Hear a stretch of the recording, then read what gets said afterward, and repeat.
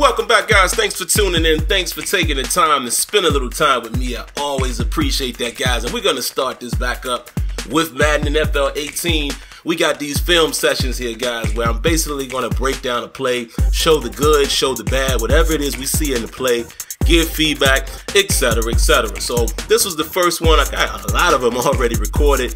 Just got to, do the commentary for you, but definitely, be looking out for this, guys. So we're going to take a look at this play here against the Atlanta Falcons, running with the Steelers here.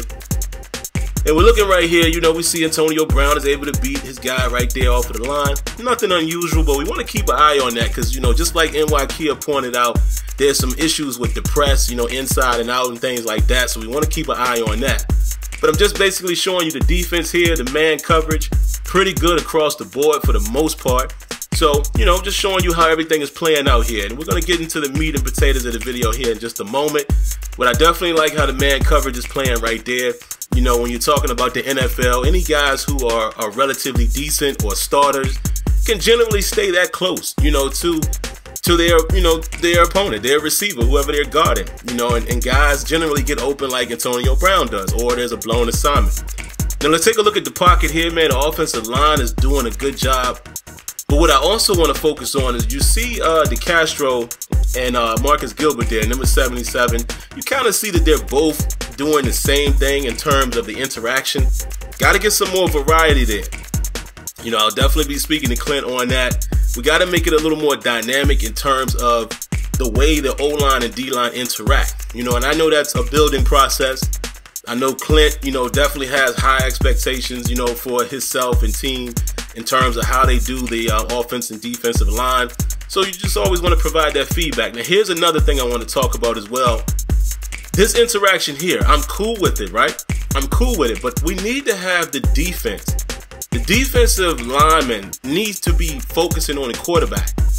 It looks like he was focusing way too much on Villanueva, number 78 there. When he got in that position, when he gets about here, he needs to turn and look at Ben Roethlisberger. Why is he still just worrying about the tackle?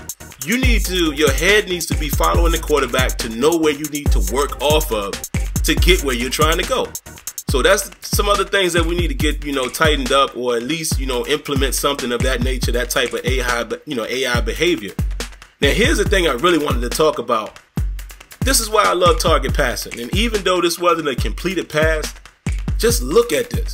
This is what I have been asking for many, many years. And I fought for this type of feature. Being able to place the ball where you want it to go. Using target passing in this situation, I was able to throw that ball into a spot where only Martavis Bryant was able to get to it. As you see it here in fast motion, predetermined to throw, and I threw him open. That's something that we have been asking for many, many years. So it's definitely good to see that we finally get something like that, in a Madden product. All right, so I definitely just wanted to point that out, guys. First film session here. I got many more coming, so definitely stay tuned. You guys know the routine. If you haven't already, make sure you subscribe to the channel. Cut on your notifications so you know a video is available. And last but not least, guys, I promise you it will never hurt you to hit that like button. All right, guys, that's going to do it for this one. But I promise you, we got plenty more coming.